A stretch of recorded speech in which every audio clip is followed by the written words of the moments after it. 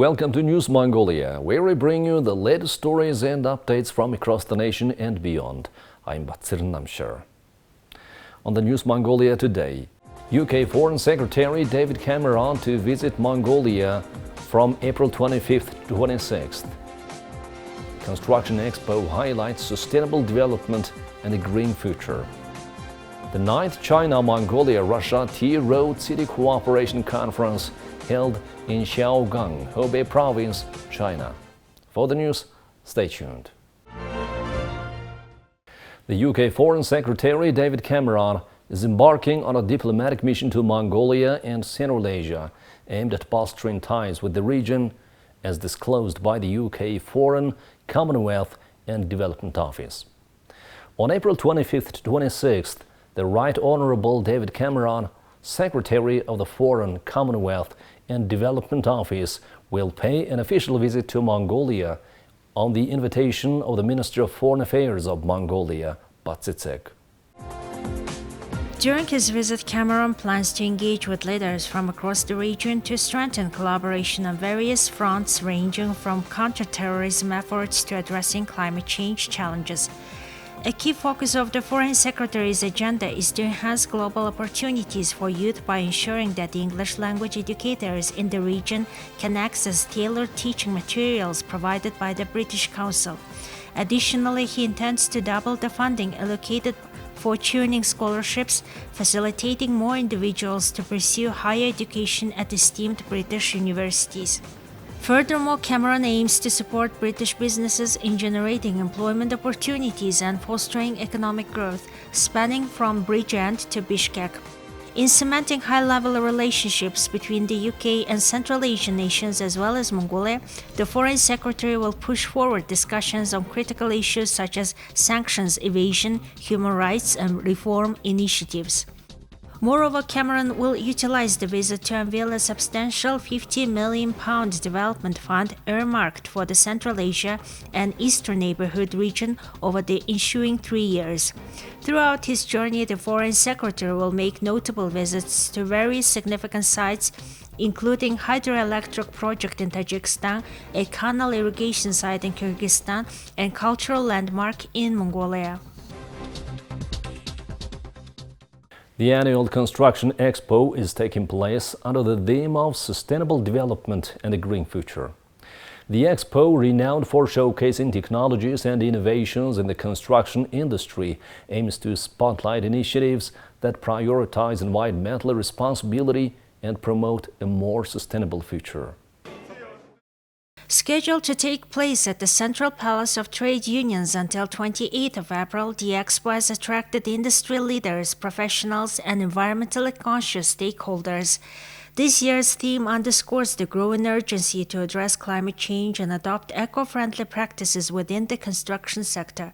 Exhibitors showcase their technologies designed to minimize carbon footprints, reduce waste, and optimize energy efficiency in construction processes. The latest business trend is that eco-friendly businesses and solutions attract more financing and investment. Banks need to issue or have green business funding to attract new investments.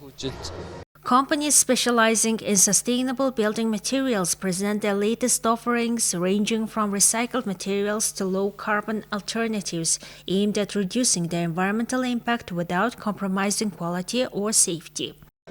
As the construction sector generates around 40% of carbon dioxide emissions, a green transition is essential in the construction sector.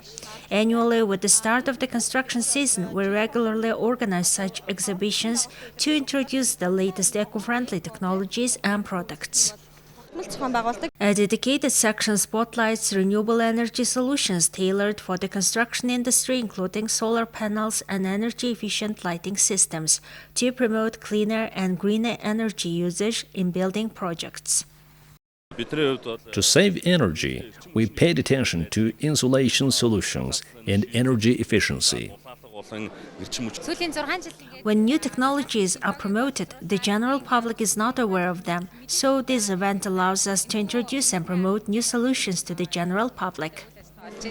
The Expo serves as a platform for networking and collaboration, fostering partnerships between businesses, government agencies, NGOs, and research institutions to advance sustainability goals and drive collective action towards a greener future. The 9th China-Mongolia-Russia Tea Road City Cooperation Conference was held on April 28th in Hanchuan City, Xiaogan, Hubei province in China.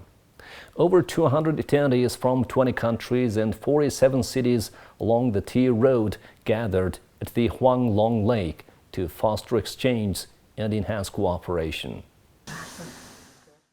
The conference uses tea as a medium and aims to foster a win-win future. At the opening ceremony, agreements of 10 key projects were signed with a total investments of 15.9 billion Chinese yuan. The participants emphasized that this event would generate more opportunities for cooperation across many fields such as the economy, infrastructure, connectivity, and tourism. Over the past decade, extensive efforts have been devoted towards reaching a unified understanding between interested parties, and in the next decade, parties are looking for more effective cooperation. The government of Mongolia has recently adopted regulations on border area tourism. These regulations allow Chinese tourists to travel within border areas for up to 10 days, facilitating transit between different ports of entry.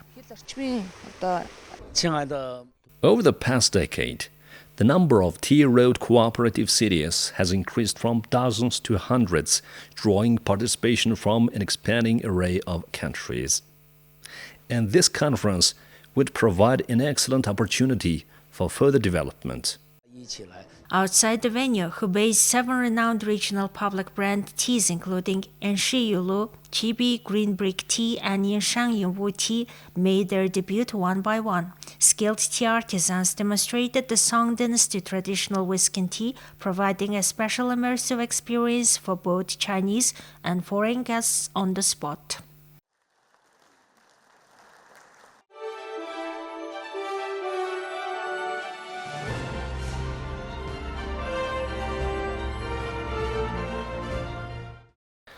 Now let's take a look at the currency exchange rates provided by Mongol Bank.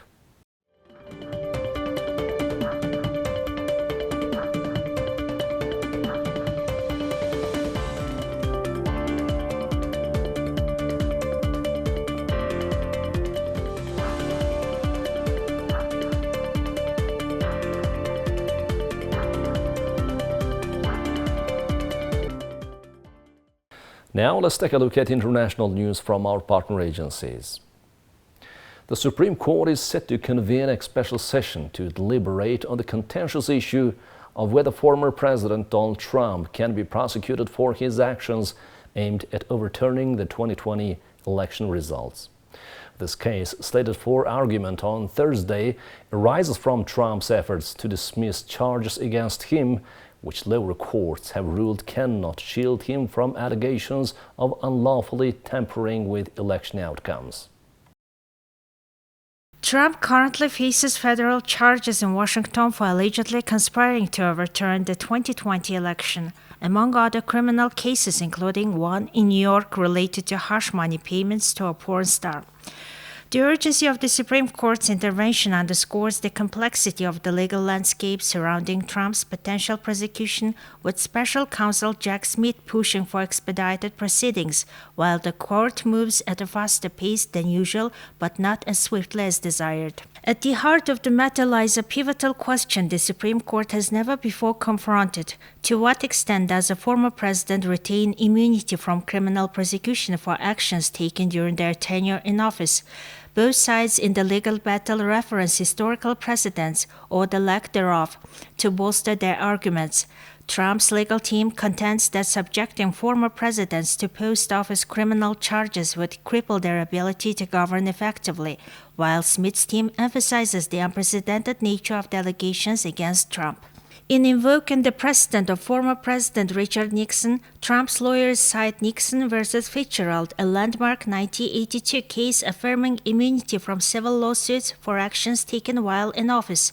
However, Smith's team draws a distinction between civil and criminal matters, pointing to Nixon's eventual compliance with a Supreme Court decision compelling the release of incriminating White House tapes during the Watergate scandal. The timing of the Supreme Court's decision is crucial, with Trump seeking to delay the trial until after the upcoming election, potentially allowing him to influence the case if he were to regain the presidency. Prosecutors, on the other hand, are pushing for swift resolution to resume trial preparations, which could take several months following the court's ruling. With the possibility of the Supreme Court's decision coming late in its term, perhaps in late June, concerns arise about whether there will be adequate time to initiate the trial before the election, a factor that could significantly impact the trajectory of Trump's legal battles and political future. Paris Mayor Anne Hidalgo said on Tuesday that the River Seine would be ready to swim in by the end of June. The Paris Olympics opening ceremony on July 26th on the River Seine will last nearly 4 hours. A total of 205 delegations will parade on more than 80 boats on the Seine, and the parade will drift slowly from east to west along a 6-kilometer route. Of course, we don't forget. I won't talk about it today because it's not the subject, but there will be the great plunge into the Seine. We are working on a window around June 23rd or the following week, which will enable people to come and taste the water of the Seine, to swim in the Seine, and which will be an event, I'd say. That's both cultural and sporting, with its great symbolic significance. So we are going to dive into the Seine, and many volunteers have already come forward to come and dive with me, and all the athletes who will be there, and with my whole team. They are all getting ready. We are going to give diving lessons. The city of Paris has embarked on €1.4 billion cleanup project. It is building 50,000 meter cubed rainwater storage basin upstream of the Austerlitz Bridge.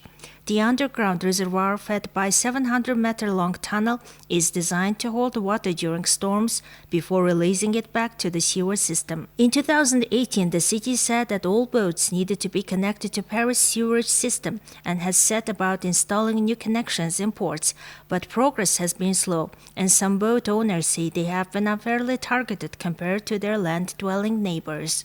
The municipality has also been working on fixing connections from Parisian homes to the sewer system, as some has been sending their waste straight to the Seine or its tributaries.